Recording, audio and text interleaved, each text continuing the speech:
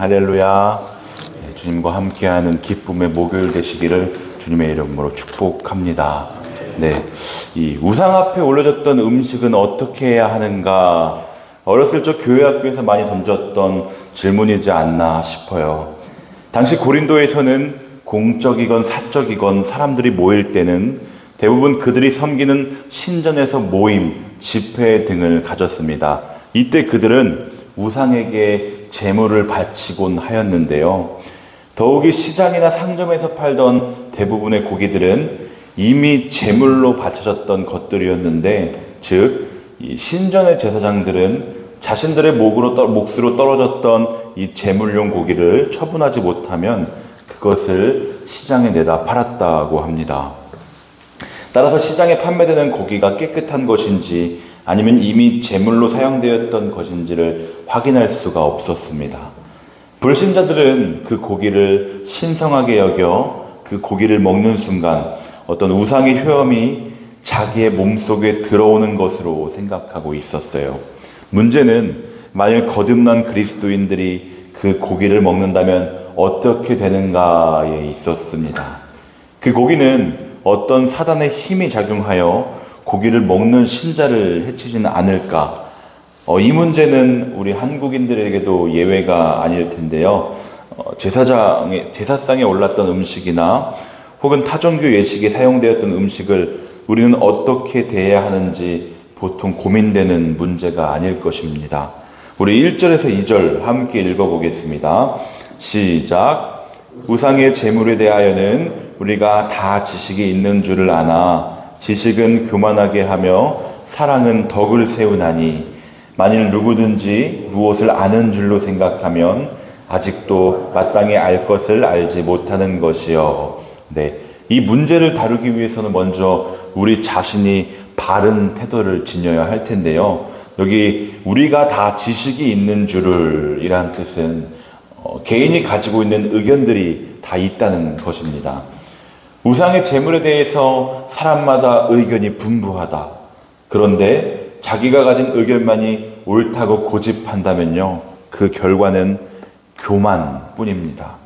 우리는 우상의 제물에 대하여 다룰 때 내가 가지고 있는 어떤 의견이 있다면 일단은 접어두고 하나님의 말씀이 교훈하고 있는 내용에 귀를 기울일 줄 아는 우리 모두가 되셨으면 좋겠습니다.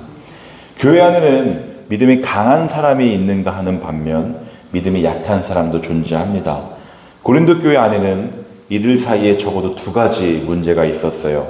하나는 믿음이 약한 사람이 우상의 제물을 먹자 믿음이 강한 사람이 그를 정죄해버리는 문제입니다. 또 다른 하나는 믿음이 강한 사람이 우상의 제물을 먹자 믿음이 약한 사람이 그를 보고 신앙이 흔들거리는 문제였습니다. 바울은 이 두 종류의 문제를 모두 해결하고자 노력하고 있는 모습을 우리는 말씀에서 볼 수가 있는데요. 정말로 행하여져야 할 것은 우상의 죄물에 관하여 그것을 먹어도 되느냐 안 되느냐를 따지기 전에 우선 이 문제로 성도 간에 서로 정죄하지 않는 태도가 중요할 것입니다. 사랑은 덕을 세운다. 우리에게 필요한 것은 사랑이라고 말하고 있는 것입니다. 그 태도로 존중하는 것이 우리한테 우선이 되어야 할 것이고요. 그 다음 이제 우상의 제물에 대한 바른 지식을 가지고 있어야 하는 것인데요. 4절이죠. 우상은 세상에 아무것도 아니며 또한 하나님은 한 분밖에 없는 줄 아노라. 아멘. 이 바울이 주장하는 바 그러한 우상과 귀신들은 결코 하나님과 견줄 수 없는 존재, 그리고 온 세상의 인격을 주관하시는 하나님은 오직 한 분뿐이라는 것입니다. 우리 6절 함께 읽어보겠습니다. 시작. 그러나 우리에게는 한 하나님 곧 아버지가 계시니 만물이 그에게서 났고 우리도 그를 위하여 있고 또한 한 주 예수 그리스도께서 계시니 만물이 그로 말미암고 우리도 그로 말미암아 있느니라. 아멘. 무슨 얘기냐? 하나님은 만물의 창조주이시며 우리는 하나님을 위하여 존재하며 우리 주님은 예수 그리스도 한 분이 계실 뿐이다 라고 고백하고 있는 것이죠. 그런데 7절에서 바울은 이 4절에서 6절에 주장을 모르는 그리스도인들도 있다는 사실을 지적하고 있어요. 그래서 그들은 우상을 마치 살아있는 신으로 알고서 그 우상에게 바친 음식을 먹게 되면 마음에 걸리고 약한 양심이 상처를 받게 됩니다. 그러나 8절을 보시면요, 하나님께서는 우리가 그것을 먹든 먹지 않든 상관하시지 않으신다는 것입니다. 우리가 그것을 먹지 않는다고 해서 더 나빠지는 것도 없고 먹는다고 해서 더 나아질 것도 없다는 얘기겠죠. 그 음식이 우상의 제단에 놓였던 것이든 일반 음식상에 놓여있던 것이든 어디까지나 음식은 음식이라는 얘기입니다. 거기에 무슨 특별한 힘이 있는 것도 아니라는 것이고요. 음식은 사람이 살아가면서 필요한, 다시 말해 사람을 위하여 하나님이 주신 먹거리입니다. 뒤이어 우상의 제물을 어떻게 다루어야 하는지 나열되어 있습니다. 우리 9절도 함께 읽어보겠습니다. 시작. 그런즉 너희의 자유가 믿음이 약한 자들에게 걸려 넘어지게 하는 것이 되지 않도록 조심하라. 네, 여기에 자유로 번역된 헬라어는 권위 혹은 권리를 의미하는데, 이 고린도 교인들이 우상에 대해서 자신들이 좋을 대로 행동할 수 있는 권리를 의미합니다. 그러나 바울은 비록 그들에게 그러한 자유가 있다고 할지라도 그 자유가 타인에게 해를 끼치는 자유라면 그것은 제한되어야 한다고 말하고 있습니다. 이것은 곧 강한 자의 행동이 약한 자의 길을 가로막을 권리가 없으며 한 사람에게 옳은 것이 당연히 다른 사람에게도 옳을 수 없음을 의미합니다. 어떤 때는 절제가 자유보다 더 나을 때가 많죠. 우리 10절에서 11절 중반부까지도 한번 읽어볼까요?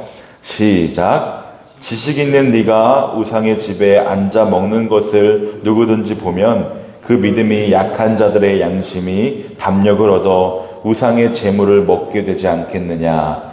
그러면 내 지식으로 그 믿음이 약한 자가 멸망하나니. 여기까지요. 네, 이 자유함을 잘못 사용하면 믿음이 약한 사람들의 죄악에 빠질 위험성을 보여주고 있어요. 믿음이 강한 사람이 우상의 재물을 먹는다면 그것으로 끝날 수 있습니다. 하지만 믿음이 약한 사람이 담력을 얻어 우상의 재물을 먹기 시작하면 끝내는 멸망당한다고 말씀하고 있고, 또한 죄를 짓게 되고 그 형제가 실족하게 된다고 말씀하고 있어요. 우리가 본문을 잘 이해해야 할 텐데요, 바울은 본문에서 명백한 교훈을 13절에서 주고 있습니다. 우리 마지막으로 13절 함께 같이 읽겠습니다. 그러므로 만일 음식이 내 형제를 실족하게 한다면 나는 영원히 고기를 먹지 아니하여 내 형제를 실족하지 않게 하리라. 아멘. 여기에 나오는 고기란 우상의 제단 앞에 올려졌던 고기를 뜻하는데요, 물론 우상 앞에 올려졌던 고기라고 해서 다른 고기와 다를 바는 없습니다. 말씀드렸듯이 그 고기에 무슨 사단의 힘이 깃들어 있는 것도 아니고, 고린도 사람들이 생각했던 것처럼 그 고기를 먹으면 무슨 신령하고 신비한 힘을 얻는 것도 아닙니다. 우리의 신앙과는 아무런 상관도 없습니다. 우리에게는 그것을 고기로 먹을 자유가 얼마든지 있어요. 그러나 여기 아주 중요한 이유가 있죠. 우상의 재물을 용납하지 못하는 양심을 가진 그리스도인들이 있습니다.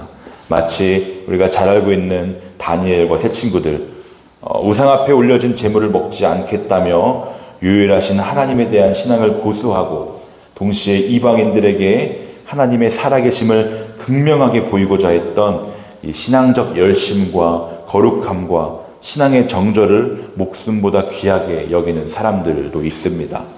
혹은 우상의 재물을 조금이라도 손대었다가 아직 자기의 신앙이 약하기 때문에 다시 옛날로 돌아갈까 노심초사 조심하며 살아가는 성도들도 분명히 있을 것이고요. 말씀을 마치겠습니다. 결국 이 문제도 사랑이 없는 데서 온 것이라고 할 수 있는데요. 우상 앞에 올려졌던 음식은 어떻게 해야 하는가라는 질문에 우리는 먼저 우리의 행동이 누군가가 실족해 되는 건 아닌가를 해봐야 될 것입니다. 교회 안에서 발생하는 다양한 문제들을 보면요, 결국 사랑의 결여나 부족에서 발생을 합니다.